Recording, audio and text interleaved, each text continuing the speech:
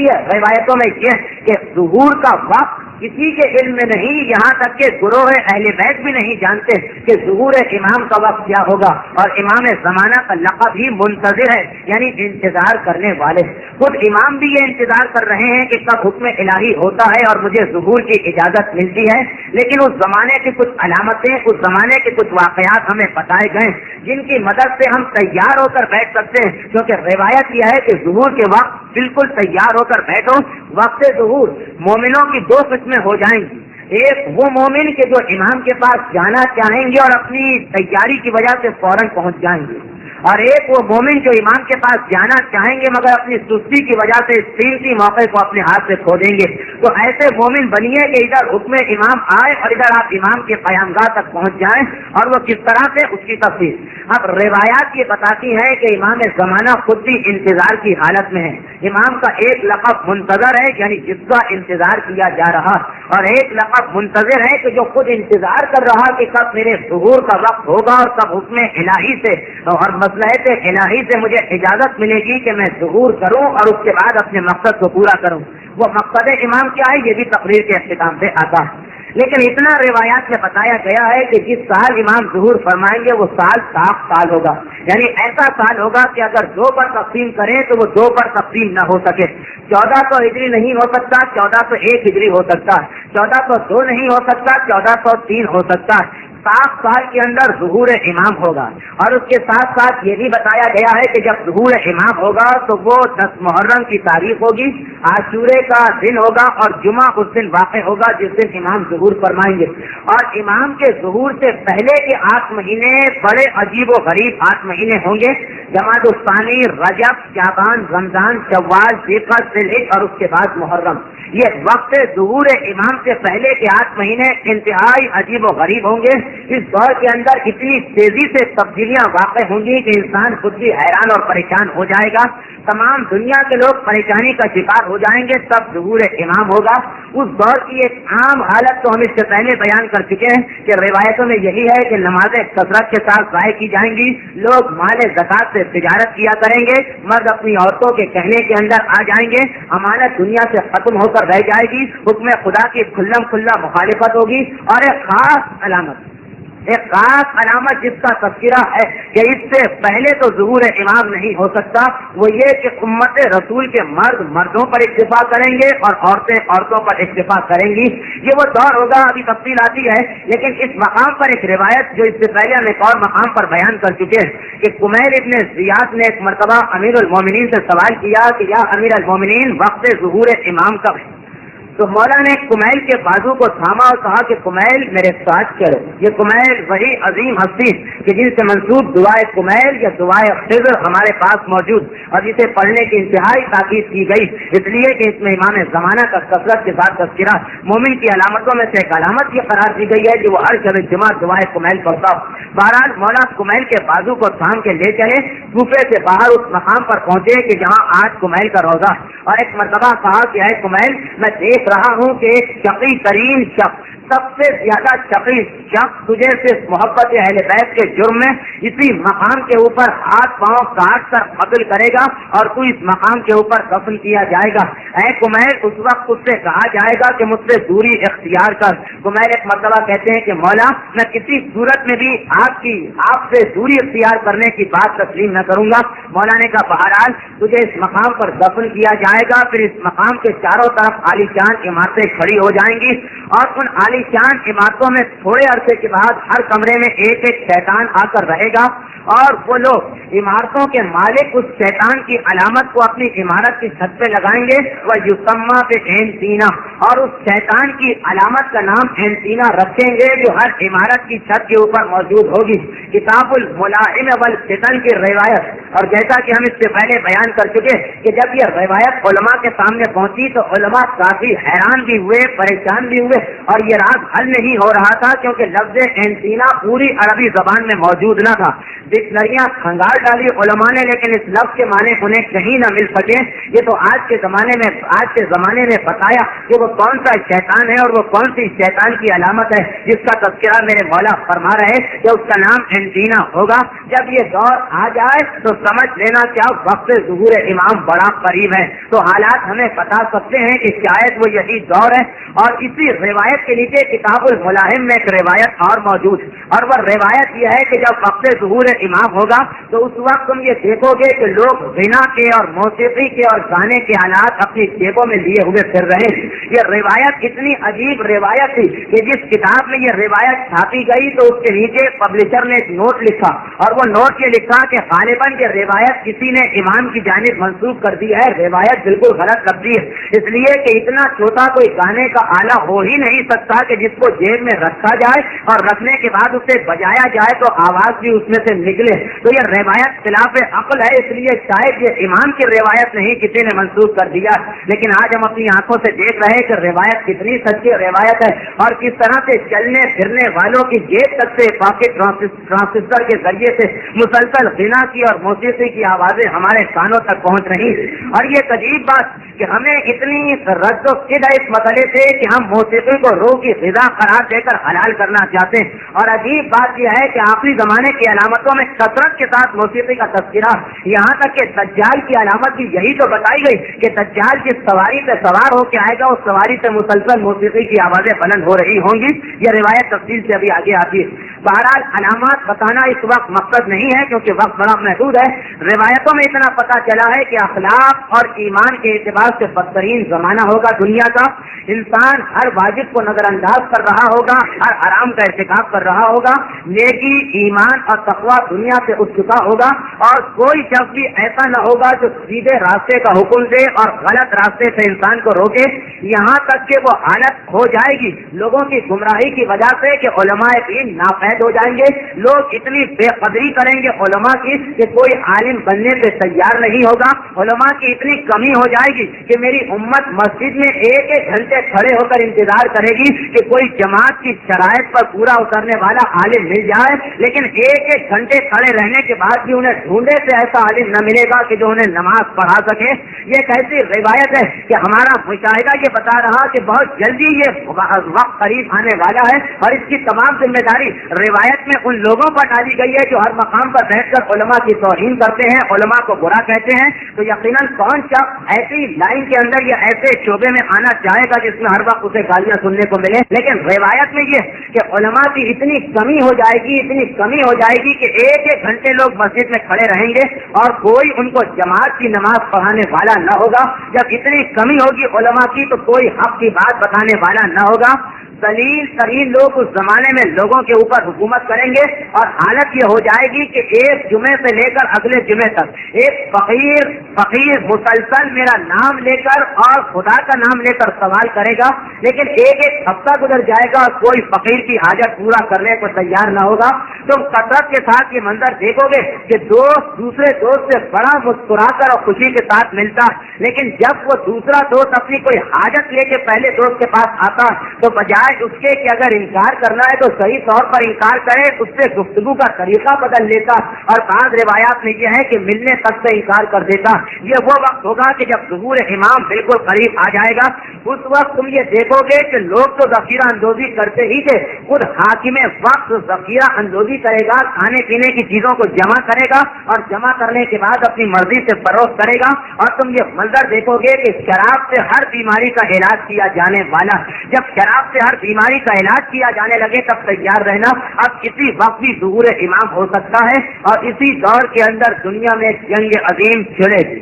روایت یہ ہے کہ مسلمان صحیح مومن صاحبان ایمان اس وقت تک قیامت نہیں آ سکتی جب تک کہ مومنوں کو دو قوموں سے جنگ نہ کرنا پڑے. یہ روایت ہے ہمارے چوتھے امام کی کہ جب تک کہ دو قوموں سے جنگ نہ کرنا پڑے اس وقت تک قیامت واقع نہیں ہو سکتی. ایک کا نام ہے چپٹے چہرے والی قوم. روایت ہے شروع میں یہی، بعد میں امام نے خود تشریح کہ چپٹے چہرے والی قوم، جب تک کہ میری امت کے مومن چپٹے چہرے والی قوم سے جنگ نہ کریں گے اس وقت تک قیامت نہیں آئے گی. اور علماء نے تشریح کی کہ چپٹے چہرے والی قوم، خود امام نے آگے بتایا کہ ہم اہل ترک، یہ اہل ترک ہیں یعنی روس والے. تو جب تک کہ مسلمان، بلکہ مسلمان بھی نہیں مومن کوئی مومنوں کی حکومت دنیا میں کہیں قائم ہوگی اور وہ مومنوں کی حکومت اہل ترک سے یعنی روس والوں سے جب تک کہ مقابلہ نہ کرے اس وقت تک ظہور امام نہیں ہو سکتا ہے۔ اور دوسری چیز روایت میں یہ آئی کہ دوسرا مقابلہ اہل ایمان کا، مومنوں کا۔ اب ذہن میں فرق رکھتے ہوئے گفتگو سنیں کہ ایک مسلمان ہے اور ایک مومن ہے۔ مسلمانوں کا مقابلہ روس والوں سے بھی ہوگا، چین والوں سے بھی ہوگا، امریکہ والوں سے بھی ہوگا، روایتیں ابھی تفصیل کے ساتھ آتی ہیں، لیکن مومنوں کی ایک حکومت قائم ہوگی اور مومنوں کی حکومت کا مقابلہ دو قوموں سے ضرور ہوگا، ایک روس والے چپٹے چہرے والے اور دوسرے بالوں کے بنے ہوئے جوتے پہننے والے۔ پوچھا گیا امام سے کہ مولا یہ کون ہے جو بالوں کے بنے ہوئے جوتے پہنتے ہیں؟ تو امام نے کہا یہ کرد ہیں، یہ کرد قوم ہے، جب تک کہ ان سے مومنوں کی حکومت کا مقابلہ نہیں ہوگا اس وقت تک قیامت نہیں آ سکتی ہے۔ یہ روایتیں ان کتابوں میں موجود ہیں۔ وہ مقام بنے گا کہ جو اہل تقویٰ کے لیے جہنم بن جائے گا اور باقی ہرے کے لیے جنت۔ وہاں کے بازاروں کی یہ حالت ہوگی کہ کوئی مومن اس وقت تک بازار سے نہیں گزر سکتا جب تک کہ اس کے بازو کسی نامحرم عورت کے جسم سے نہ ٹکرائیں۔ دنیا بھر کے ذلیل ترین لوگ وہاں پہ جمع کیے جائیں گے اور اس وقت ایک بادشاہ ہوگا، یہ سارے روایت کے الفاظ، اس وقت ایک بادشاہ ہوگا، ایک کیا ہوگا جو اپنی مقصد کی خاطر لوگوں کو عیاشی کی طرف لے جائے گا۔ اس کے بعد قزوین سے ایک مرد مومن بلند ہوگا، اور جیسا کہ ہم بتا چکے ہیں اس سے پہلے کہ آیت اللہ آقا خمینی کے بارے میں خیال ظاہر کیا جاتا ہے کہ ان کا تعلق قزوین سے۔ بہرحال قزوین سے ایک مومن بلند ہوگا، وہ تہران کے اصلاح کا خاتمہ کرے گا، لفظ قتل نہیں بلکہ یہ ہے کہ تہران والوں کا خاتمہ کرے گا اور حکومت ختم ہو کر رہ جائے گی۔ اس کے بعد جب یہ ایمان کی حکومت قائم ہو جائے گی، اس مقام پر کچھ اور روایتیں ہیں کہ مثلا 80,000 آدمی قتل کیے جائیں گے یا بادشاہت کا خاتمہ ہوگا، مگر یہ روایتیں کثرت کے ساتھ گزشتہ ایک سال میں پڑھی گئی، اس لیے ہم ان کو نظر انداز کرتے ہیں۔ بہرحال یہ روایت کہ جب مومنوں کی حکومت قائم ہو جائے گی تو ان کو ترکوں سے یعنی روس والوں سے مقابلہ کرنا پڑے گا اور کردوں سے مقابلہ کرنا پڑے گا، اس کے بغیر قیامت نہیں آ سکتی۔ تو مومنوں کی حکومت فی الحال تو دنیا میں ایک ہی ہے، لیکن ہم یہ نہیں کہتے کہ روایت اسی بارے میں، اس لیے کہ خدا ہی بہتر جانتا ہے۔ البتہ واقعات کو سامنے رکھتے ہوئے روایت کو سن کر نتیجہ اگر آپ نکال سکتے ہیں تو نکالیں کہ صاحبان ایمان کی ایک حکومت قائم ہوگی جس سے کردوں سے بھی مقابلہ کرنا پڑے گا اور روس والوں سے بھی مقابلہ کرنا پڑے گا۔ اب اس سے پہلے یا اس کے بعد یہ تفصیل میں موجود نہیں، لیکن یہ ہے کہ مشرق وسطیٰ میں خصوصاً جنگ عظیم کا آغاز ہو جائے گا، اور جنگ عظیم کا آغاز اس وقت ہوگا جب اہل روم، یہ سب پرانے الفاظ ہیں، اہل ترک، اہل روم کا لفظ استعمال ہوتا ہے انگریزوں پر بھی اور امریکہ کے رہنے والوں پر بھی۔ جب وہ لوگ فلسطین کے معاملات میں اتنی مداخلت کریں گے اور فلسطین کے اندر موجودہ اسرائیل بھی آ جاتا ہے کہ وہ اپنی فوج کو فلسطین میں اتاریں گے، اور دوسری طرف سے ترک یعنی روس والے عراق کے اندر داخل ہوں گے۔ عراق کی تباہی روس کے ہاتھ سے ہونا تقریباً یقینی، اگرچہ سوائے ظہور امام کے کوئی علامت یقینی نہیں، خدا اپنی مصلحت سے حکم کو بدل سکتا ہے، لیکن تقریباً یہ یقینی ہے کہ عراق کی تباہی ہوگی اور وہ تباہی بھی روس والوں کے ہاتھ سے ہوگی۔ اتنی تفصیلی روایت ہے کہ اس میں شک کی گنجائش بہت کم ہے۔ تو بہرحال روس والے داخل ہوں گے عراق کے اندر اور امریکہ یا برطانیہ والے داخل ہوں گے فلسطین، داخل اپنی، لیکن روایت یہ ہے کہ اصل معرکہ اس وقت ہوگا جب ان کی فوجیں اس سرزمین کے اوپر قدم رکھیں گی، اور آخری تباہی اس وقت ہوگی کہ جب بنی قینطورہ، پوچھا گیا مولا یہ بنی قینطورہ کیا چیز ہے؟ امام نے فرمایا میں قوم کو دیکھ رہا ہوں جن کے چہرے کا رنگ زرد ہے، جن کی آنکھیں چھوٹی چھوٹی ہیں، جن کی ناکیں چپٹی ہیں، اور وہ صحرائی علاقے کے قریب رہتے ہیں۔ چین سے متصل صحرائے منگولیا اور صحرائے گوبی ہے جو دنیا کے بڑے بڑے صحراؤں میں شامل ہوتا ہے۔ بہرحال یہ بنی قینطورہ کون ہے، اس کا نتیجہ بھی اگر آپ نکال سکتے ہیں تو نکال لیجیے۔ حالات اور شواہدات یہ بتاتے ہیں کہ یہ بنی قینطورہ اسی قوم کا نام ہے کہ جس کو آج کل اہل دین کہا جاتا ہے۔ جب ان کی فوجیں عرب میں قدم رکھیں بس سمجھ لینا کہ وہی تباہی کا وقت آخر، اور اس وقت اتنی تباہی ہوگی کہ 1/3 آبادی جنگ کی وجہ سے ختم ہو جائے گی۔ یہ حتمی علامت بتائی گئی کہ دنیا کی 1/3 آبادی کا خاتمہ، اور یہ بھی ایک عجیب بات کہ یہ جو آبادی ختم ہوگی یہ زیادہ تر یورپ اور امریکہ کے حصوں میں ختم ہوگی۔ مشرق وسطیٰ یا ایشیا میں کتنی تباہی اس جنگ کی وجہ سے نہیں آئے گی، تو دنیا کی 1/3 آبادی ماری جائے گی، اور 1/3 آبادی کے ختم ہونے کے بعد جنگ کے نتیجے میں ایسی تباہی ہوگی کہ دو وبائیں پھیلیں، ایک قحط کی بیماری اور ایک طاعون کی بیماری۔ قحط کی بیماری تو اتنی پھیلے گی کہ باپ اپنی جوان کنواری لڑکی کو لے کے آئے گا اور کہے گا کہ ایک وقت کی روٹی دے دو اور میری جوان لڑکی کو مجھ سے لے جاؤ۔ یہ حالت ہو جائے گی قحط کی وجہ سے اس زمانے کے اندر جب جنگ عظیم کا خاتمہ ہو چکا ہوگا، 1/3 آبادی ختم ہو چکی ہوگی، اس کے بعد کا یہ تذکرہ۔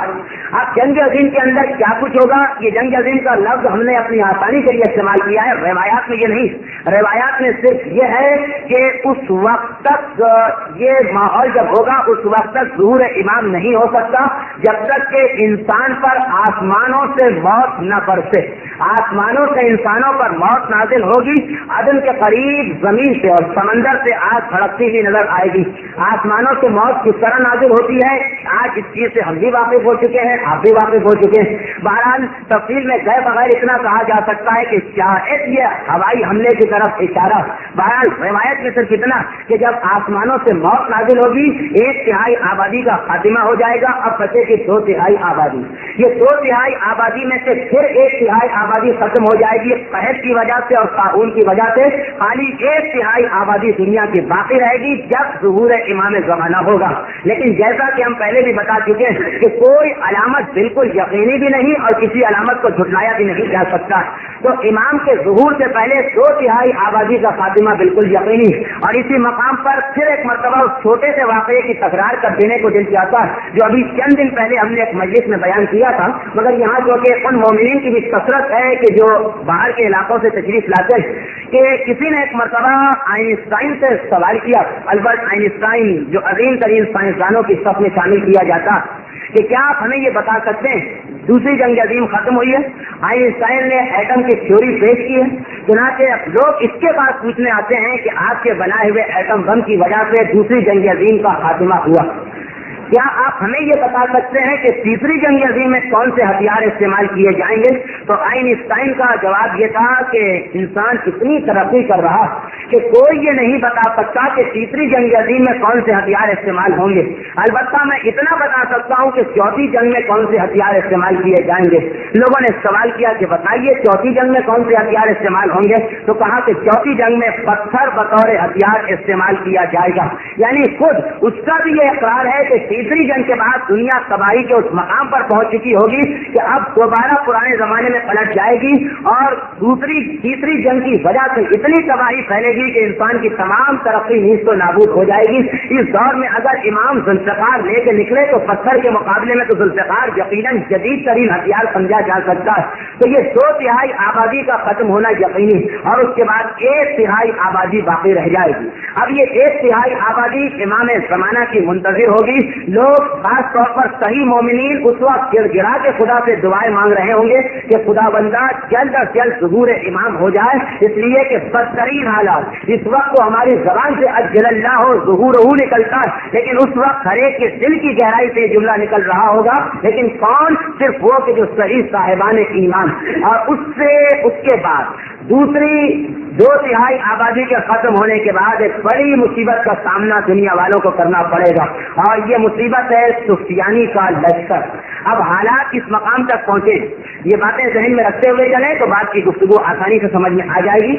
جنگ عظیم اور قحط اور طاعون کے نتیجے میں 2/3 آبادی ختم ہو گئی، 1/3 آبادی بچی، اور یہ 1/3 آبادی چین سے لے کر ترکی کے درمیانی علاقے میں۔ روایات سے یہ ظاہر ہوتا ہے کہ یورپ کا بر اعظم تقریباً ختم ہو چکا ہوگا، امریکہ میں تباہی ہی تباہی ہوگی، چین کے آگے کا علاقہ بھی تقریباً خاتمے پر ہوگا، دنیا سمجھ کر چین سے ترکی کے درمیان جمع ہو جائے گی، اور اب جتنے واقعات پیش آئیں گے اسی علاقے کے اندر پیش آئیں گے۔ اس کے آگے کے جو علاقے ہیں اس میں اگر انسان ہوگا بھی تو اتنے کم ہوں گے اور ایسی زندگی گزار رہے ہوں گے کہ ان کا ہونا نہ ہونا برابر ہے۔ اب کتنی بھی دنیا کے اصل انسان رہ جائیں گے تہذیب یافتہ، وہ چین سے ترکی کے درمیانی علاقوں میں ہوں گے اور ظہور امام کی تیاری ہو رہی ہوگی۔ اس سے کچھ پہلے ہمارا ہندوستان اور پاکستان کا علاقہ، ہمارا پاکستان کا علاقہ ہندوستان تباہ کرے گا اور ہندوستان کے علاقے کو چین تباہ کرے گا، اور اس کے بعد چین کے اندر کچھ ایسے طوفان اور کچھ ایسی گیسیں استعمال کی جائیں گی جس سے چین بھی تباہ ہو جائے گا۔ اب 2/3 آبادی ختم ہو گئی، 1/3 آبادی بچی. اس وقت رحمت کی علامت بھی نازل ہوگی اور شیطان کی علامت بھی.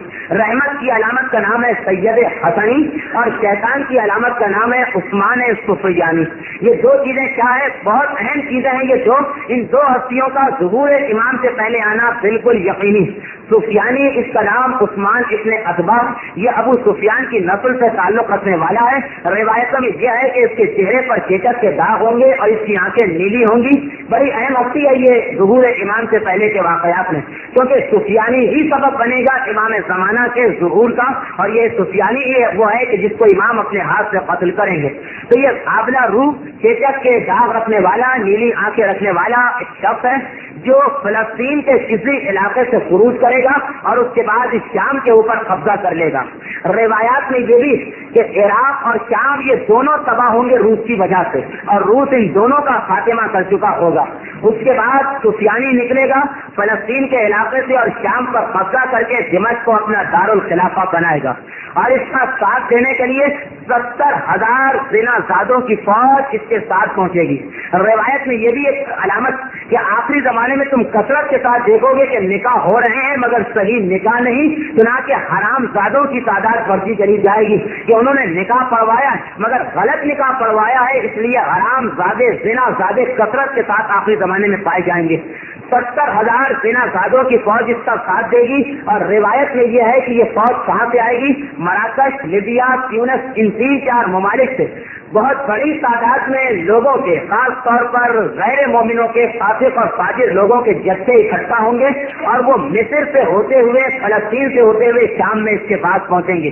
8 مہینے اس کی حکومت رہے گی اسی علاقے میں، اور اس کا حکم یہ ہوگا کہ ہر وہ شخص جس کا نام محمد، علی، حسن، حسین، جعفر، فاطمہ یا زینب، اسے فوراً قتل کر دیا جائے. اور اس کے علاوہ بھی اگر کوئی محب اہل بیت پایا جائے تو ہمیں اس کا پتہ بتایا جائے، ہم اسے انعام بھی دیں گے اور اس محب اہل بیت کو قتل کریں گے. تو ہمسائے کی چغلی کھائیں گے، رشتہ دار کے بارے میں جا کر اطلاع پہنچائیں گے کہ یہ محب آل محمد ہے. کثرت کے ساتھ دولت کی خاطر لوگ اپنے رشتہ داروں اور پڑوسیوں کو قتل کروائیں گے صرف اس لیے تاکہ سفیانی کا انعام ملے. جب سفیانی آئے گا تو روایت یہ ہے کہ اس وقت کسی عورت کو مطمئن نہیں بیٹھنا چاہیے، اس لیے کہ بہت کم عورتیں ایسی ہوں گی جو اس کے لشکر سے اپنی عزت کو بچا سکیں گی. کسی مرد کو مطمئن نہیں بیٹھنا چاہیے، بہت کم مرد ایسے ہوں گے جو اس کے لشکر سے اپنی گردنوں کو بچا سکیں گے. وہ مصر، شام، مصر، لیبیا، تیونس، الجزائر، مراکش، فلسطین اور شام، ان تمام علاقوں کا خاتمہ کرے گا اور اس کے بعد کوفے میں آ کر کوفے کو بھی تباہ کرنے کی کوشش کرے گا. لیکن کچھ حالات ایسے پیش آئیں گے کہ وہ کوفے پر قبضہ نہ کر سکے گا اور اسے پلٹ کر دمشق پہنچنا پڑے گا. دمشق میں پہنچ کر وہ اپنی فوج کے ایک دستے کو مدینے کی طرف بھیجے گا تاکہ مدینہ اور مکہ تباہ کیا جائے. چنانچہ روایت یہ ہے کہ اس کی فوج مدینے میں آئے گی. مدینے میں آنے کے بعد پہلے مدینے کا قتل عام کیا جائے گا، ممبر رسول کو گرد مار مار کے توڑا جائے گا اور روضہ رسول کے اندر گھوڑے باندھے جائیں گے. غرض یہ کہ جتنا وہ مدینے کو تباہ کر سکتا ہے اتنا مدینے کو تباہ کرے گا. مدینے کی تباہی کے بعد اب یہ چلے گا مکے کی جانب اور اس کا لشکر مکے کی جانب چل رہا ہے. تو اب اس مقام پر گفتگو کا ایک حصہ ختم ہوا کہ سفیانی 8 مہینے حکومت کرے گا اور 8ویں مہینے یہ مدینے کو تباہ کر کے اپنا لشکر مکے کی جانب بھیجے گا. یہ شیطان کی علامت جو ان علاقوں میں ظاہر ہوگی. دوسری طرف یہ ایران کا علاقہ جس کے بارے میں روایات یہ ہے کہ آخری زمانے میں یہ کئی حصوں میں شاید تقسیم ہو جائے تو خراسان کے علاقے سے دوسرے امام کی نسل سے تعلق رکھنے والے ایک مرد مومن بلند ہوں گے اور ان کا نعرہ ہوگا امر بالمعروف اور نہی عن المنکر. ہم نیکی کا پیغام پہنچائیں گے، برائی سے لوگوں کو روکیں گے اور وہ اپنا ایک بہت بڑا لشکر جمع کریں گے. طالقان کے قصبے سے ان کے تعلق کی روایت کچھ زیادہ مشہور ہے علماء میں، تو شاید ان کا تعلق طالقان کے قصبے سے ہوگا. یہ اپنا پورا لشکر جمع کریں گے اور لشکر جمع کر کے خراسان طالقان سے نکلیں گے اور نکل کر پاکستان کے علاقے میں داخل ہو کر ملتان تک پہنچیں گے. امیر المومنین کے خطبے میں تذکرہ سید حسنی ملتان تک پہنچیں گے، بکران سے گزریں گے تو بلوچستان سے گزرتے ہوئے ملتان تک پہنچیں گے، اور ملتان تک پہنچنے کے بعد اس تمام راستے میں وہ مومنوں کو صحیح مومن بناتا ہوا جائیں گے، ہر ایک کے عمل میں تبدیلی کریں گے، اور ہر علاقے سے لوگ ان کی فوج میں شامل ہوتے چلے جائیں گے۔ اب روایت میں یہ ہے کہ ملتان پہنچ کر وہ واپس آئیں گے، اور واپس جب آئیں گے تو ساحل سمندر کے ساتھ ساتھ ہوتے ہوئے بصرہ تک پہنچیں گے۔ تو اب جو لشکر کا ان کے نقشہ بنایا گیا کہ خراسان سے ملتان جانا اور ملتان سے گھوم کر ساحل سمندر کے ساتھ ساتھ بصرہ جانا، اس نقشے سے پتہ چلتا کہ کوئی تعجب نہیں کہ ہمارے شہر کے قریب سے بھی ان کا گزر ہو، کیونکہ ساحلی علاقے میں آپ کا شہر بھی آتا ہے، اور سید حسنی کا گزر جب ہوگا تو اس وقت بڑی تعداد میں مومنین ان کی فوج میں شامل ہو جائیں گے۔ یہ وہ لوگ ہوں گے جو امام کے ساتھ پہلی آواز میں نہیں ملیں گے، لیکن سید حسنی کے لشکر میں شامل ہو جائیں گے۔ تو اب کیفیت کیا ہوئی، اب صورتحال کیا ہوئی؟ اب صورتحال کچھ یہ ہوئی کہ ایک طرف سے سفیانی کا لشکر مدینے کو تباہ کر کے مکے کی جانب آ رہا ہے، دوسری طرف سید حسنی ملتان سے گھوم کر بصرے کی جانب جا رہے ہیں۔ دنیا کی یہ حالت، اور سید حسنی کا ملتان سے گھوم کر واپس آنا یہ بتا رہا ہے کہ شاید ملتان کے آگے کوئی آبادی نہ ہو، یا اگر آبادی ہو تو اتنی معمولی اور اتنی ویسی آبادی کہ وہاں جانا ان کے نزدیک بیکار ہو۔ تو ملتان تک کا علاقہ تو آباد رہے گا، یعنی خراسان، ایران سے ملتان تک کا علاقہ، اور وہاں سے پلٹ کر یہ چلیں گے۔ اب جب یہ کیفیت ہوگی کہ سفیانی مدینے کو تباہ کر کے مکے کی جانب آ رہا ہے، سید حسنی ملتان کو فتح کر کے بصرے کی جانب جا رہے ہیں، اس وقت ایک مرتبہ امام کے ظہور کا وقت آ جائے گا، اور ظہور امام سے کچھ پہلے کے واقعات اس سے پہلے بتائے جا چکے ہیں ایک اور تقریب میں۔ یہ دو بڑی علامتیں اب اسی مقام پر گفتگو کو چھوڑیں، کچھ پیچھے کی جانب آئیں، کچھ اور علامتوں کے ساتھ موضوع کو اس مقام تک پہنچائیں۔ سفیانی مدینہ تباہ کر کے مکے کی جانب آ رہا ہے، سید حسنی ملتان تک لوگوں کو مومن بنا کر اور ہر شہر سے اپنی فوج میں لوگوں کو شامل کرتے ہوئے بصرے کی جانب آ رہے ہیں، اور کوئی تعجب نہیں کہ ہمارے علاقے سے گزریں اور یہاں سے بھی کچھ مومنین ان کے لشکر میں شامل ہو جائیں۔ بس یہی وقت ظہور امام، اور اس سے 8 مہینے پہلے سے عجیب و غریب واقعات شروع ہو جائیں گے۔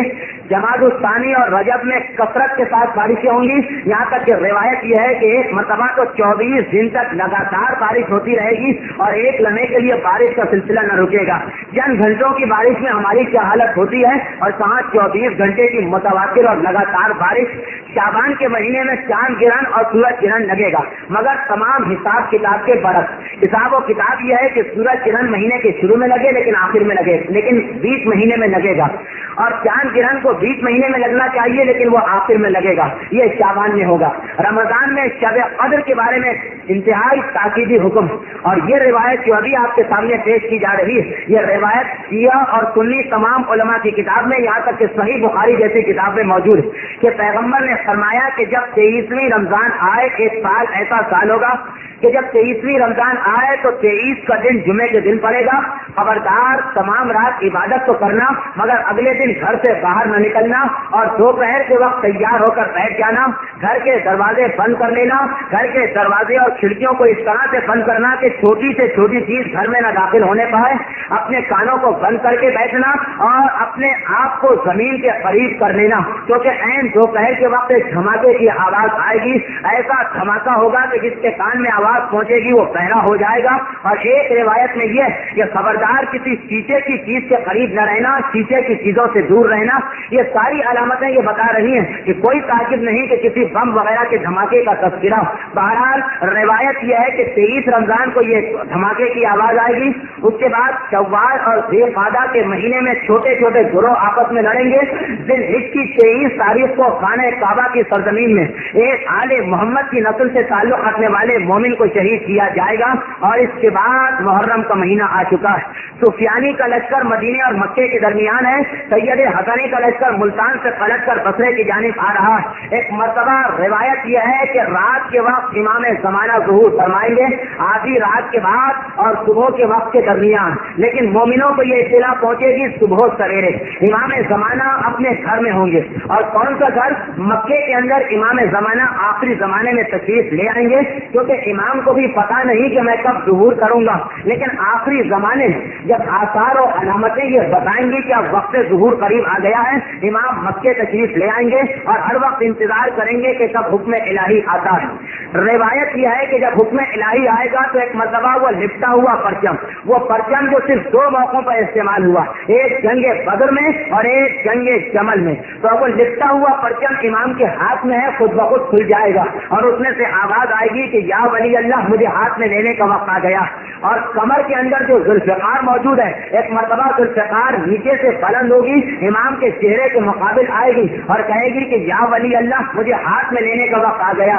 इन 2 अलामतों से इमाम समझ जाएंगे कि बस अब वक्त ज़ुहूर है। चुनांचे अपने घर से निकलेंगे, मकाम इब्राहिम और रुकन यमानी के दरमियान बैठेंगे इस तरह से कि इमाम की पीठ खाना काबा की दीवार से लगी होगी और एक मरतबा कहेंगे अना हुज्जतुल्लाह अलल अर्ज़, मैं इस जमीन पर अल्लाह की हुज्जत हूँ और मैंने ज़ुहूर किया। इमाम की ये आवाज सुनकर सबसे पहले हजरत जिब्राइल और हजरत मीकाईल तशरीफ लाएंगे और इमाम के हाथ पर बैत करेंगे। इसके बाद 4000 फरिश्ते मंसूर की सरबराही में आएंगे। ये वही 4000 फरिश्ते हैं जिनका सरदार मंसूर है, जो आशूरे के दिन करबला में पहुंचे थे और पहुंचकर इमाम से नुसरत की और मदद की ख्वाहिश जाहिर की थी, मगर इमाम ने मना कर दिया कि इस वक्त मसलहत नहीं है कि हम किसी की मदद तलब करें। तो बाद शहादत ये 4000 फरिश्ते इमाम के रोजे पर बैठकर तमाम अरसे मातम करते हुए गुजार रहे। लेकिन जब वक्त ज़ुहूर इमाम होगा तो जिब्राइल और मीकाईल के फौरन बाद ये 4000 फरिश्ते अपने सरदार मंसूर की क़यादत में इमाम के पास आकर इमाम के हाथ पर बैत करेंगे और उसके फौरन बाद 27 मोमिनीन की एक जमात आएगी। उससे पहले 4 मोमिनों की एक जमात आएगी जिसमें चारों पैगंबर होंगे, हजरत खिज़र, हजरत इलियास, हजरत इदरीस और हजरत ईसा। अलबत्ता हजरत ईसा और ये बाकी 3 पैगंबर बाद में तशरीफ लाएंगे, लेकिन उनकी तरफ से बैत पहले कर ली जाएगी। अब इसके बाद 27 मोमिनीन की एक जमात मक्के में दाखिल होगी जिसके अंदर 7 तो वो हैं असहाबे कहफ जो अपने गार में सो रहे हैं और वक्त ज़ुहूर उन्हें उठाया जाएगा और वो 7 के साथ मक्के में आकर इमाम के हाथ पर बैत करेंगे। 15 हजरत मूसा के वो मोमिन हैं जो एक लम्हे के लिए सीधे रास्ते से न हटे। ये 15 और 7 22 आदमी और 7 आदमी और मुंतखब है तमाम दुनिया के, जिनमें हजरत मूसा के वसी जनाब यूशा इब्न नून है, सलमान फारसी है, मिक़दाद इब्न असवद है, अबू दज्जाना है, मालिक अश्तर। ये 5 खास तौर पर इनका नाम बताया गया, सलमान, मालिक, मिक़दाद, यूशा इब्न नून और अबू दज्जाना अंसारी। तो ये 5 पैगंबर इस्लाम के सहाबी, 7 असहाबे कहफ, 15 कौम मूसा के आदमी, 27 आदमियों की जमात आकर इमाम ज़माना के हाथ पर बैत करेगी और इतनी देर में सुबह की रोशनी नमूदार हो जाएगी और सुबह सवेरे तमाम दुनिया में एक आवाज गूंजेगी और हर मोमिन अपने कान में इस आवाज को सुनेगा कि ऐ दुनिया वालों, ज़ुहूर इमाम हो गया है, या अल हक ज़हक़ल बातिल इन्नल बातिला काना ज़हूक़ा। इमाम तशरीफ ले आए हैं और इमाम का साथ देने के लिए चलो। इस वक्त दुनिया के इंसानों के 3 गुरोह हो जाएंगे।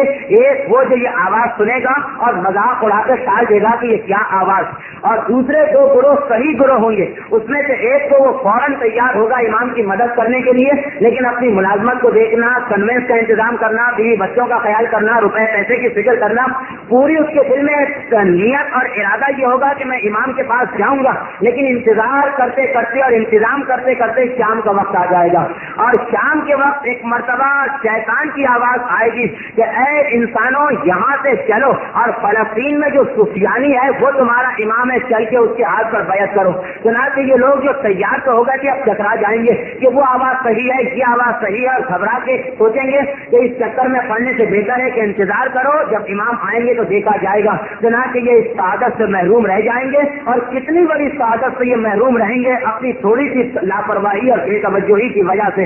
अलबत्ता तीसरा गुरोह वो होगा कि इधर कान में आवाज आई, इधर न घर का ख्याल, न बीवी का ख्याल, न बच्चों का ख्याल, न आने जाने का ख्याल, बस एक मर्तबा नाम खुदा लेकर घर से बाहर कदम रखेगा। और रिवायत में यह है कि पहला कदम अगर गली में होगा तो दूसरा कदम जब उठाएगा तो रुकन यमानी और मकाम इब्राहिम के दरमियान इस हालत में पहुंचेगा कि सामने इमाम ज़माना मौजूद है और दस्ते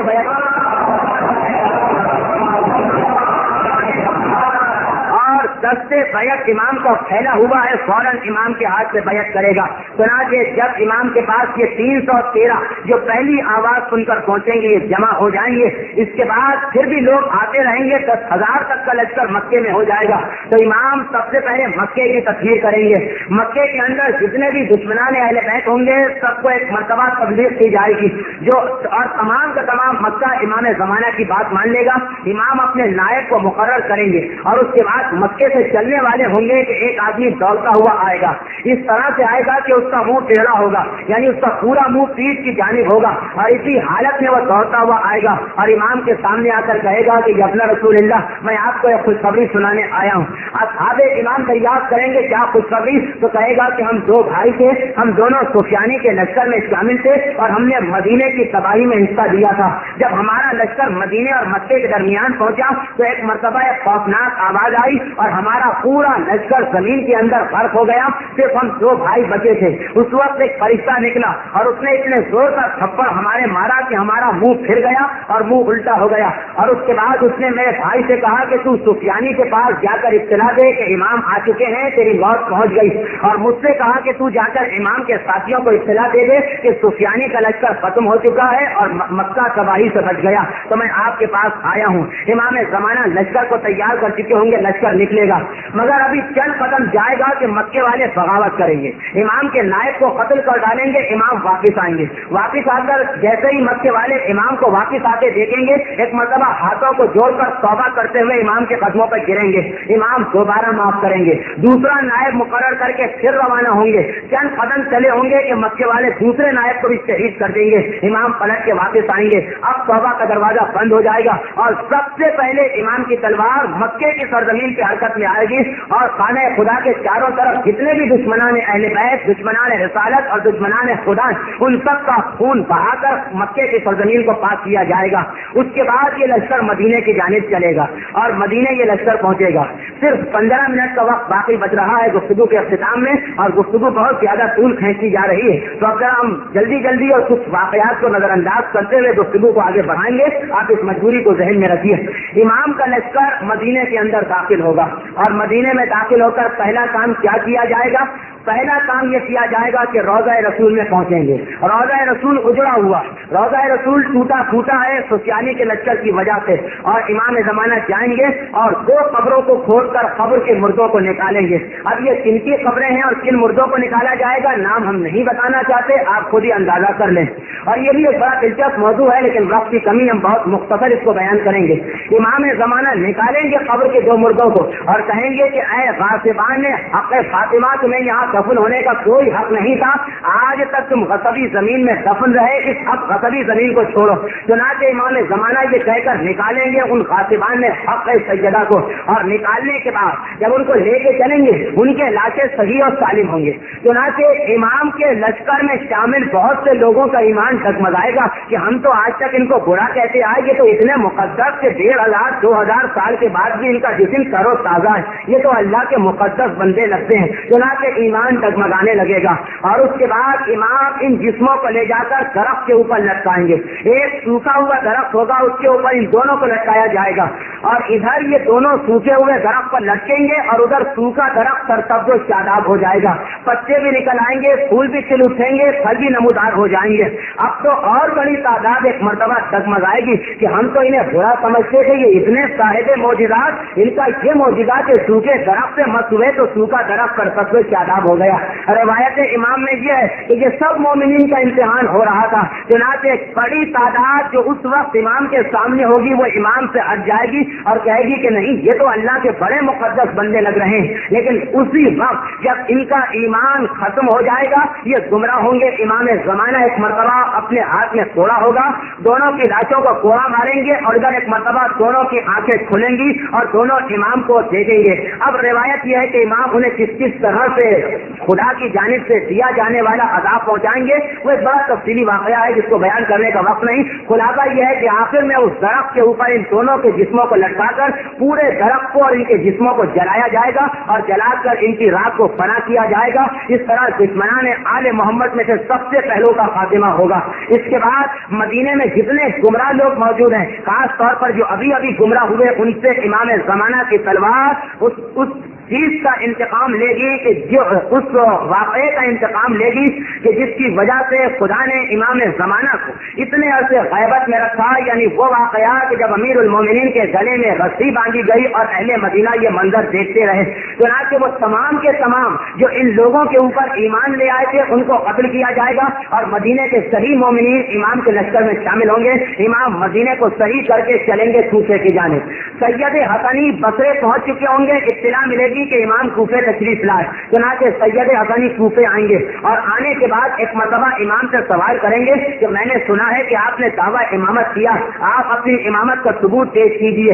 امام ششم چھٹے امام ارشاد فرماتے ہیں کہ خدا کی قسم سید حسنی اپنے امام کو پہچانتے ہیں، امام کی معرفت رکھتے ہیں، لیکن اپنے لشکر والوں کو بتانے کے لیے امام سے معجزات طلب کریں گے، چنانچہ امام معجزات دکھائیں گے۔ سب سے پہلے تو وہ علم جو جنگ جمل اور جنگ بدر میں لہرایا گیا، علم اپنی زبان سے کہے گا کہ میں اس وقت افطار کے ہاتھ میں ہوں، اور جو مجھے لیے ہوئے ہے وہی اس علم سے پکڑنے کا حقدار ہے۔ پھر ذوالفقار حیدری ایک مرتبہ گویا ہوگی سید حسنی سے کہ اے سید حسنی میں حقیقتاً زمانے کے امام کے ہاتھ میں ہوں۔ اس کے بعد امام کے پاس عصا ہوگا حضرت موسیٰ کا، امام وہ عصا کوفے کے پتھر میں لگائیں گے تو اس پتھر سے 12 چشمے پانی کے جاری ہو جائیں گے، امام کہیں گے عصائے موسوی کو دیکھو۔ اس کے بعد امام حضرت ابراہیم کا وہ کرتا دکھائیں گے جسے پہن کر حضرت ابراہیم نارے نمرود میں پھینکے گئے تھے، اور اس کرتے کی برکت سے ان پر کوئی اثر نہیں ہوا۔ کرتا اپنی زبان سے گواہی دے گا کہ میں اسی کے جسم پر ہوں کہ جو ابراہیم کا بھی آقا ہے۔ اس کے بعد حضرت سلیمان کی انگوٹھی دکھائیں گے جس کی وجہ سے حضرت سلیمان ہواؤں اور جنوں پر حکومت کیا کرتے تھے۔ اس کے بعد امام زمانہ وہ موزے دکھائیں گے جو خاص پیغمبر اسلام کے موزے تھے۔ اس کے بعد امام تیسرے امام کا امام حسین کا امامہ دکھائیں گے جو کربلا میں لوٹا گیا لیکن شام میں دوبارہ جناب زینب نے خواہش کر کے اسے واپس طلب کیا۔ ایک ایک کر کے تمام چیزیں دکھائیں گے اور آخر میں زرہ نکالیں گے۔ یہ زرہ وہ معجزہ جو ہر مومن کے ذہن میں رہنا چاہیے، کیونکہ روایت یہ ہے کہ زمانے کے امام اس وقت تک نہیں آئیں گے جب تک کہ 12 جھوٹے امام نہ گزر جائیں۔ تو جھوٹے اور سچے میں فرق کا معیار ہمارے پاس یہ ہے کہ وہ ایک زرہ دکھائیں گے۔ یہ زرہ وہ زرہ ہے جو پیغمبر اسلام سے لے کر 11 اماموں تک مسلسل ہر امام کو ملتی رہی، اور اس کی خصوصیت یہ ہے کہ سوائے امام کے کوئی اسے پہن ہی نہیں سکتا، اور امام بھی جب پہنے گا تو خصوصیت یہ ہے کہ جیسا امام کا جسم ہوگا یہ زرہ اسی کے مطابق موضوع ہو جائے گی۔ اگر کوئی امام پہلے والے امام کے مقابلے میں لمبا ہے تو جب زرہ اس کے پاس پہنچے گی زرہ خود بخود لمبی ہو جائے گی۔ اگر کوئی امام پہلے امام کے مقابلے میں جسم میں ذرا کم ہے تو جب زرہ اس کے پاس جائے گی خود بخود سکڑ جائے گی، خود بخود پھیل جائے گی۔ تو امام زمانہ یہ زرہ سید حسنی کو دکھائیں گے اور کہیں گے اسے پہنو۔ سید حسنی پوری کوشش کریں گے زرہ ان کے جسم پر نہ آئے گی تو امام اپنے جسم پر زرہ ڈالیں گے، اور سید حسنی اور ان کا پورا لشکر مبہوت یہ منظر دیکھے گا کہ زرہ خود بخود امام زمانہ کے جسم کے اوپر پوری اترتی چلی جا رہی ہے۔ اس منظر کو دیکھتے ہی سید حسنی فوراً امام کے ہاتھ سے بیعت کریں گے، اور یہ معجزات دیکھ کر تمام لشکر بھی امام کے ہاتھ پر بیعت کرے گا۔ صرف 4000 مومن امام کو ماننے سے انکار کریں گے۔ 3 دن تک انہیں توبہ کا موقع دیا جائے گا اور انہیں تبلیغ کی جائے گی، پھر انہیں قتل کر دیا جائے گا۔ اب امام زمانہ یہاں سے چلیں گے دمشق کی طرف، سفیانی کا خطرہ ابھی باقی۔ امام زمانہ یہاں سے دمشق کی جانب تشریف لے جائیں گے، اور جب دمشق پہنچیں گے تو سفیانی کا لشکر تیار کھڑا ہوگا، کیونکہ وہ ایک آدمی جس کی گردن ٹیڑھی ہو چکی ہے وہ اطلاع دے چکا تھا۔ جمعے کا دن ہوگا، صبح کی نماز کا وقت ہوگا، دونوں لشکر صفیں باندھ کر تیار کھڑے۔ امام کا لشکر نماز پڑھنے کے انتظار میں تیار ہے کہ نماز ہو تو ہم میدان جہاد میں نکلیں، لیکن لوگ دیکھیں گے کہ امام نماز نہیں پڑھا رہے بلکہ بار بار آسمان کی جانب دیکھ رہے۔ لوگ کہیں گے کہ یا اپنا رسول اللہ نماز پڑھائیے، امام کہیں گے نہیں مجھے آنے والے کا انتظار ہے، اور تھوڑی دیر کے بعد آسمان چاروں سے حضرت عیسیٰ زمین سے تشریف لائیں گے، اور زمین پہ آنے کے بعد پہلے حضرت عیسیٰ امام کو سلام کریں گے۔ امام سلام کا جواب دے کر حضرت عیسیٰ سے درخواست کریں گے یا خواہش ظاہر کریں گے کہ آپ امامت فرمائیے، جماعت تیار ہے۔ حضرت عیسیٰ ایک مرتبہ ہاتھوں کو جوڑ کے پیچھے ہٹائیں گے کہ یا حجت اللہ، آپ کی موجودگی میں کیسے میں نماز کی امامت فرما سکتا ہوں۔ چنانچہ حضرت عیسیٰ مکبر بنیں گے اور امام زمانہ امام جماعت بن کے نماز پڑھائیں گے، اور اس کے بعد دمشق میں سفیانی کے لشکر سے امام کا مقابلہ ہوگا۔ وقت بہت محدود ہے، صرف 7 منٹ ہے، اس لیے ہم اس مقابلے کی تفصیل میں نہیں جانا چاہتے۔ خلاصہ یہ ہے کہ سفیانی حضرت عیسیٰ کے ہاتھ سے دمشق میں مارا جائے گا اور اس خطرے کا خاتمہ ہوگا۔ جب یہ خطرہ ختم ہو جائے گا تو ایک روایت آپ نے ابھی سنا کہ دنیا کی 2/3 آبادی ختم ہو جائے گی، جس میں سے 1/3 آبادی قحط کی وجہ سے ختم ہوگی۔ تو روایت یہ ہے کہ امام کے آنے سے 3 سال پہلے سے بارش کا سلسلہ ختم ہو جائے گا، سوائے وہ 24 دن کی بارش کے جو جماعت ثانی اور رجب میں ہوگی، باقی 3 سال سے بارش نہیں ہوئی ہوگی، چنانچہ لوگ بڑے پریشان ہوں گے۔ امام کو آئے ہوئے 18 دن ہوں گے کہ اب دجال ظہور فرمائے گا۔ یہ دجال جو ظہور فرما رہا ہے، یہ دجال کیسے ظہور فرمائے گا؟ اس دجال کے بارے میں بڑی تفصیلی روایات ہیں، لیکن کیا کریں، گھڑی کی سوئی ہمارا ساتھ نہیں دے رہی ہے، غالباً وہ بھی دجال سے ملی ہی ہے، اس لیے ہم بڑے اختصار کے ساتھ جو کچھ دجال اور اس کے بعد ہونے والا ہے وہ آپ کو بتا دیں۔ باقی یہ وعدہ کہ انشاءاللہ اگر یہ سلسلہ 5 تقاریر کا کبھی اور رکھا گیا تو تفصیل آئے گی، لیکن اتنا خلاصہ سن لیجیے کہ دجال پیغمبر کے زمانے میں پیدا ہوا اور پیغمبر نے دجال سے ملاقات کی، دجال نے نبوت کا دعویٰ کیا تھا، پیغمبر نے اس کو منع کیا تھا، اس نے پیغمبر کی بات نہ مانی، اور جب پیغمبر اس سے ملاقات کر کے آ رہے تھے تو اس نے پہاڑ کی چوٹی پر سے ایک بڑا پتھر پیغمبر پہ گرانے کی کوشش کی تھی، مگر جبرائیل امین ایک مرتبہ اس پتھر کو اپنے پروں پہ روک لیا تھا اور کہا تھا کہ یا رسول اللہ دجال کے ساتھ کیا سلوک کیا جائے۔ پیغمبر کیونکہ اسرار الہی کو زیادہ سمجھتے تھے، اس لیے کہا تھا کہ اسے گرفتار کر کے ایسے مقام پر ڈال دو کہ جب تک کہ حکم خدا نہ ہو وہ اسی مقام پر قید رہے۔ اور ہماری کتابوں میں واقعات ہیں کہ دجال کا بھی ایک جزیرہ اور لوگ اس سے ملاقات کر کے آئے۔ ایک عیسائی کا تو واقعہ ہے کہ پیغمبر کی زندگی میں وہ گیا تھا اور جب دجال سے مل کے آیا تھا تو اس کے بعد مسلمان ہو گیا تھا۔ بہرحال دجال جس طرح بھی زندگی گزارے گا، امام کے ظہور کے 18 دن کے بعد دجال آئے گا، اور کہاں سے آئے گا؟ روایتیں مختلف ہیں۔ روایت میں یہ تو ثابت ہے کہ وہ فلسطین کے علاقے سے نکلے گا، لیکن ایک روایت میں یہ ہے کہ وہ ہندوستان کی پہاڑ کی چوٹی پر کھڑے ہو کر اعلان کرے گا انا ربکم الاعلی، میں تمہارا رب ہوں، میری اطاعت کرو، اور اس کے بعد ہندوستان سے عراق ہوتا ہوا فلسطین جائے گا اور الگ اعلان وہاں لوگوں کے سامنے آئے گا۔ اس کی ایک عجیب و غریب سواری ہوگی جو 90 میل لمبی ہوگی، 41 میل چوڑی ہوگی، اوپر سے اس کا رنگ سرخ ہوگا، درمیان میں اس کا رنگ سیاہ ہوگا، نیچے اس کا رنگ سفید ہوگا۔ اس شان کے ساتھ وہ آئے گا اور اس کی سواری میں سے مسلسل گانے کی آواز بلند ہو رہی ہوگی، تو جو ویسے ہی گانا سننے کے عادی ہیں جب ان کے کانوں میں گانے کی آواز پہنچے گی تو ایک مرتبہ وہ متوجہ ہوں گے کہ یہ آواز کہاں سے آ رہی، اور دجال کے کھچ کر دجال کے قریب پہنچتے چلے جائیں گے، اور جو دجال کے قریب پہنچے گا دجال اسے گرفتار کرے گا، گرفتار کر کے اس کے ساتھ ایک جنت ہوگی، ایک جہنم ہوگی۔ کیسی جنت اور کیسی جہنم اس کی تفصیل کا وقت نہیں، بہرحال ایک جنت ہوگی، ایک جہنم۔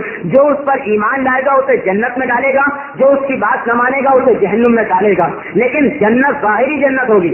روایت میں یہ ہے کہ جو جنت میں جائے گا اسے وہاں جہنم کا لطف آ جائے گا، اور جو جہنم میں جائے گا اسے وہاں جا کے جنت کا لطف آ جائے گا۔ تو بہت سے لوگ جو ظاہری جہنم کو دیکھ کر ڈر جائیں گے اور وہ دجال پر ایمان لے آئیں گے، وہ سمجھیں گے کہ ہم جنت میں جا رہے ہیں، لیکن جب جائیں گے تو وہاں پھل پھول درخت نہیں ہوں گے، وہی سانپ بچھو آگ اور آگ کے ڈنڈے ہوں گے جو سنتے چلے آ رہے ہیں۔ یہ دجال کی جنت میں ہوگا۔ خدا کی جو جہنم ہے وہ دجال ویسی اپنی جنت بنائے گا۔ بہرحال خلاصہ گفتگو کا بڑے اختصار کے ساتھ یہ روایت یہ ہے کہ جو دجال کو دیکھ کر اس سے بات کرنے سے پہلے اس کے منہ پر تھوک کر سورہ حمد کی تلاوت کرے گا کبھی دجال کا قابو اس پر نہیں چلے گا، اور جو دجال کی ایک لمحے کی بات سن لے گا فوراً دجال کا قابو اس پر چل جائے گا۔ تو جو گانا سننے کے عادی وہ گانے کی آواز سے کس طرح پہنچیں گے؟ ایک لمحے کے لیے بھی اگر گانا سننے کے لیے کھڑے ہو گئے اور دجال نے ان کو مخاطب کر لیا تو وہ گئے، اور اگر گانے کی آواز نہیں سنے وہاں پہنچتے ہی پہلے دجال کو دیکھیں تو وہ اپنے ایمان کو بچا لے گئے۔ بہرحال روایت یہ ہے کہ دجال امام کوفے سے کسی کام سے نکلیں گے، دجال کوفے پہ حملہ کرے گا تاکہ امام کے کیپٹل کو، کیونکہ امام کا دارالخلافہ کوفہ ہوگا، لیکن کون سا کوفہ؟ یہ کوفہ نہیں، بلکہ روایت یہ ہے کہ اس زمانے میں آبادی اتنی پھیلے گی کہ کوفہ سے کربلا کا پورا ایک شہر بن چکا ہوگا اور وہ پورا کا پورا امام کا دارالخلافہ ہوگا۔ دجال امام کی غیر موجودگی میں حملہ کرے گا لیکن امام کا لشکر واپس آئے گا۔ دجال امام کو دیکھ کر بھاگے گا اور فلسطین میں مقام لطف جو اسرائیل میں موجود ہے اس وقت، وہاں پر دجال امام زمانہ کی ذوالفقار سے قتل کیا جائے گا اور اس کا پورا لشکر امام کے ہاتھوں قتل ہوگا، اور اتنا خون بہے گا کہ 10 میل تک خون ہی خون دکھائی دے گا، کوئی اور چیز نظر نہیں آئے گی۔ اور اس کے بعد اب امام کی حکومت مکمل طور پر قائم ہو گئی۔ ایک چیز اور رہ گئی ہے لیکن وہ انشاءاللہ کسی اور موقع پر، دجال کے بعد یاجوج و ماجوج نکلیں گے، لیکن ان کی تفصیل وہ کسی اور موقع پر، آج بالکل وقت نہیں ہے، صرف 4-5 منٹ اور باقی جس میں اختتام کلام تک آپ کو لے جانا۔ تو اب روایت یہ ہے کہ دجال قتل ہو گیا اور امام کی حکومت قائم ہو گئی۔ یہ کون سی حکومت ہوگی؟ یہ حکومت شرعیہ ہوگی جس کے اندر اگر کوئی عورت عرب کے یمن کے کونے سے شام کے کونے تک گھر سے پیر تک زیورات پہن کے سفر کرے تو کوئی نہیں کہ جو آنکھ اٹھا کر اس عورت کو دیکھ لے. اس زمانے میں انسان 2 مہینے سفر کرے گا لیکن اس کا قدم زمین پہ نہیں پڑے گا, ہر جگہ سبزہ ہی سبزہ ہوگا. زمین اپنے خزانے اگل دے گی, زہریلے جانوروں کا زہر ختم ہو جائے گا, تمام جانور آپس میں مل کر رہنے لگیں گے. امام کے ساتھی اس قابل ہو جائیں گے کہ میلوں دور سے ایک دوسرے کو دیکھیں گے بھی اور ایک دوسرے کی آواز بھی سنیں گے. آپ کے یہ ساری باتیں تو آپ کے سامنے آج بھی ہو سکتی ہیں. اس وقت کی حالت ہوگی کہ ہر نماز وقت پہ ادا کی جائے گی. قضا نماز کا حکم ختم ہو جائے گا کیونکہ کوئی نماز قضا کرنے والا ہی نہ ہوگا. ہر مال کی زکات واجب ہوتے ہی نکالی جائے گی اور اس وقت کسی معاملے میں گواہ طلب نہیں کیا جائے گا. اگر کوئی غلطی بھی کرے گا تو فوراً اپنی غلطی کا اقرار کر لے گا. حالت یہ ہوگی اس دور کے اندر کے گھر کی عورتیں بھی قرآن اور حدیث کی مدد سے مسائل کو حق کر کے اجتہاد کر کے اپنے مسئلے کے اوپر عمل کریں گی. اور اب اس وقت اس ماحول میں ائمہ کی واپسی شروع ہوگی. روایات یہ ہے کہ ایک ایک کر کے امام آئیں گے. یہ ہمارا موضوع نہیں, ہمارا موضوع امام زمانہ کی ذات. تو تھوڑی سی گفتگو اور اگرچہ وقت پورا ہونے والا ہے لیکن 2 یا 3 منٹ آپ کے اور لینا ہے. تو اب روایت یہ ہے کہ اب امام آئیں گے, سب سے پہلے تیسرے امام آئیں گے اور امام حسین کے آنے کے فوراً بعد تمام کے تمام کربلا کے جتنے بھی دشمن ہیں سب زندہ کیے جائیں گے اور میدان کربلا ہی کے اندر ایک دوسرا جہاد ہوگا جس میں امام زمانہ کے ہاتھ سے جم اور یزید وغیرہ قتل کیے جائیں گے. کیونکہ اس دفعہ امام حسین کا پرچم جناب عباس کے ہاتھ میں نہیں ہوگا بلکہ امام زمانہ کے ہاتھ میں ہوگا. اور اس جہاد کے اندر امام زمانہ پورے جتنے بھی قاتلان امام کے کربلا میں سب کو قتل کیا جائے گا. امام حسین کے ساتھ ان کا پورا لشکر بھی آئے گا اور ہر وہ مومن آئے گا جس نے اپنی زندگی میں کبھی یہ تمنا کی ہو کہ کاش میں میدان کربلا میں ہوتا تو امام کے ساتھ جہاد کرتا, وہ بھی اس وقت زندہ کیا جائے گا اور کربلا کے میدان میں موجود ہوگا. امام حسین کے بعد ایک ایک کر کے سارے امام آئیں گے, آخر میں امیر المومنین آئیں گے اور ان کے بعد پیغمبر اسلام تشریف لائیں گے. جب پیغمبر اسلام تشریف لائیں گے تو روایت یہ ہے کہ ایک مقام پر پیغمبر اسلام تشریف رکھیں گے اور ایک ایک امام جن میں سب سے پہلے جناب سیدہ اپنے جج کے پاس جائیں گی اور جا کر بتائیں گی کہ آپ کے بعد آپ کی امت نے ہمارے ساتھ کیا کیا. پیغمبر مسلسل روئیں گے. یہ ایک روایت رہ گئی. تو امام زمانہ جب آئیں گے اور کوفے پر قبضہ کریں گے تو سب سے پہلا کام امام کیا کریں گے؟ سید حسنی سے ملاقات کے بعد سب سے پہلا کام کوفے میں یہ ہوگا کہ امام اپنے دادا کی مجلس قائم کریں گے اور اس مجلس سے خود امام زمانہ خطاب کریں گے, خود بھی روئیں گے اور اپنے تمام ساتھیوں کو ساتھ ساتھ ان کے تمام ساتھی بھی ماتم کریں گے. لیکن آج پیغمبر کے سامنے دوبارہ یہی ماتم ہوگا اور اس کے بعد ایک ایک امام کے دشمن کو زندہ کیا جائے گا اور سارے کے سارے دشمنان امام کو ہر امام اپنے ہاتھ سے قتل کرے گا. اور جب ہر امام کے دشمنوں سے انتقام دے لیا جائے گا, آپ محسوس کر رہے ہوں گے کہ بڑی تفصیلی باتیں ہیں لیکن بہت مختصر وقت میں بیان کرنا پڑ رہی. تو اس کے بعد اب وہ دشمن خدا اس دنیا میں آئے گا انسانی شکل میں جس کا نام شیطان, اور شیطان اپنی پوری فوج لے کے آئے گا. اور یہ پہلا موقع ہوگا کہ پیغمبر ہاتھ میں تلوار لے کر جہاد کے لیے نکلیں گے اور شیطان دریائے فرات کے کنارے پیغمبر کی تلوار سے قتل کیا جائے گا. اور شیطان کے قتل کے بعد اس دنیا کے اندر سے تمام کے تمام شیطانی طاقتیں ختم ہو جائیں گی سوائے ایک ہستی کی. روایت یہ ہے کہ ابھی ایک غیر مسلم موجود ہوگا اس دنیا کے اندر اور امام زمانہ کی حکومت قائم ہو گئی. اور اب ایسا ہوگا کہ تمام ائمہ دنیا کے مختلف حصوں میں پھیل جائیں گے. ہر امام ایک ایک ملک میں یا ایک ایک شہر میں حکومت کرے گا اور ایک ساتھ بھی کبھی اکٹھا ہو جائیں گے. جب کبھی ایک سے زیادہ امام اکٹھا ہوں اور نماز کا وقت آئے تو یہ امام اپنے میں سے جس کو آگے کریں گے وہی نماز پڑھائے گا. لیکن اگر کبھی جب امام اکٹھا ہوں ان میں امیر المومنین موجود ہوں تو کوئی ان کے آگے کھڑا ہو کر کوئی امام بھی نماز نہیں پڑھا سکتا ہے. اور اگر کبھی اکٹھا ہونے والے معصومین میں پیغمبر موجود ہوں تو پیغمبر کے آگے بھی کھڑے ہو کر کوئی نماز نہیں پڑھا سکتا. لیکن پیغمبر اور مولا کے علاوہ اگر کچھ امام اکٹھا ہوئے تو جس کو آگے کر دے وہی نماز پڑھائے گا. اور اس کے بعد اب امام زمانہ کی حکومت شروع ہوگی اور 70 سال تک امام زمانہ حکومت کریں گے.